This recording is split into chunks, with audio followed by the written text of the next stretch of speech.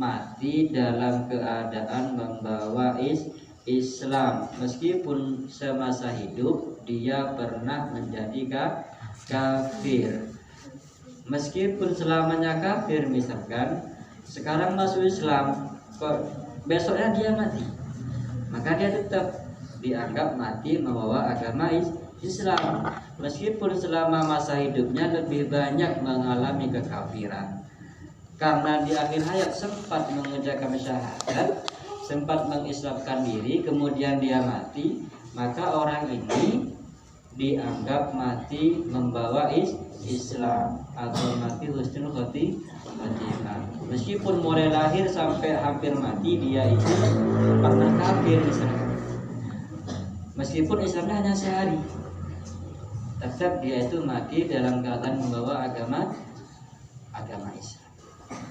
Artinya orang Islam ini selagi ada iman di dalam hatinya, masih Islam, orang seperti ini masih ada harapan ke surga.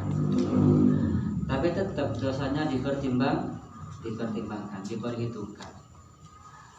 Termasuk diantaranya orang yang gemar bermaksiat, mungkin gemar bermaksiat, sering melanggar apa yang diperintah Allah. Ini juga ada tempat akhirnya dia tetap ke surga. Orang yang semacam ini tetap ke surga, tapi harus mampir dulu ke neraka, karena dia sudah bermaksiat. Artinya itu pun ketika maksiat itu nggak diampuni. Sehingga maksiat ini ketika diampuni oleh Allah, maka ya dia langsung ke surga, meskipun dia itu bermaksiat. Kenapa? Ya karena diampuni. Sehingga perlu mengerjakan kebaikan setelah melakukan kejelekan. Kita lakukan dosa, segera istighfari atau segera lakukan kebaikan yang lain, sekiranya kebaikan itu melebur dosa yang sudah kita kerjakan. Caranya seperti itu.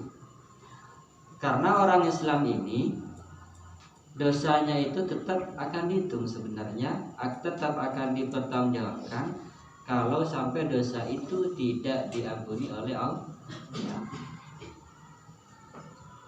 Seperti itu. Orang Islam ketika masuk ke dalam neraka itu tidak sama siksaan yang dia terima dengan orang kafir yang ada dalam neraka. Itu nggak sama. Meskipun sama-sama ke neraka, orang Islam yang bermaksiat dan orang kafir, meskipun sama-sama di neraka, itu siksaan yang diterima itu rasanya tidaklah sama. Lebih pedih yang kafir itu. Kalau Islam, orang yang Islam yang bermaksiat itu memang ke neraka, tapi sisanya itu lebih ringan ketimbang yang dialami oleh orang-orang kafir. Seperti itu.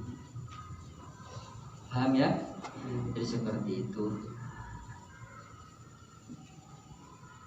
Artinya ya apapun yang terjadi tetap kita harus yakin bahwa orang Islam itu oleh Allah dirahmati. Hidup dan matinya tetap dirahmati. Sekalipun ada banyak dosa di sana, bahwa tetap rahmatnya Allah itu lebih luas. Ya sekarang kita nggak hanya tahu saja, nggak bisa merasakan. Jadi bisa merasakan nanti kalau setelah mati. Ya sebenarnya orang tidur itu juga dianggap mati.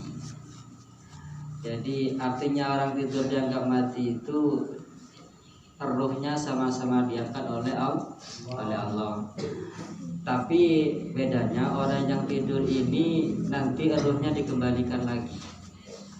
Kalau orang yang ditakdirkan mati, maka ruhnya tidak dikembalikan, sama-sama diambil ruhnya oleh Allah. Bedanya kalau dia hanya tidur, ruhnya ini dikembalikan lagi. Jadi Allahu yatawaffal anfusa hina mautiha wallati lam tamut fi manamiha wa yumsikul lati qada 'alaihal mautu wa yusirul ikhra ila ajalin musamma. Jadi mati orang tidur juga dianggap mati. Artinya ruhnya sama-sama dia diambil. dianggap orang itu mati dalam keadaan kafir ketika orang itu sebenarnya mampu untuk berpikir tentang hakikatnya Allah, tapi dia tidak sampai ke sana dan dia pun tidak mau bertaklid. Artinya taklid di sini dia tidak mau meyakini sifat-sifat Allah yang berjumlah 20. Padahal dia tidak mampu gitu. Tidak mampu berpikir dengan sendirinya, tapi dia juga tidak mau bertaklid. Maka ketika orang ini mati, dia dianggap mati kan?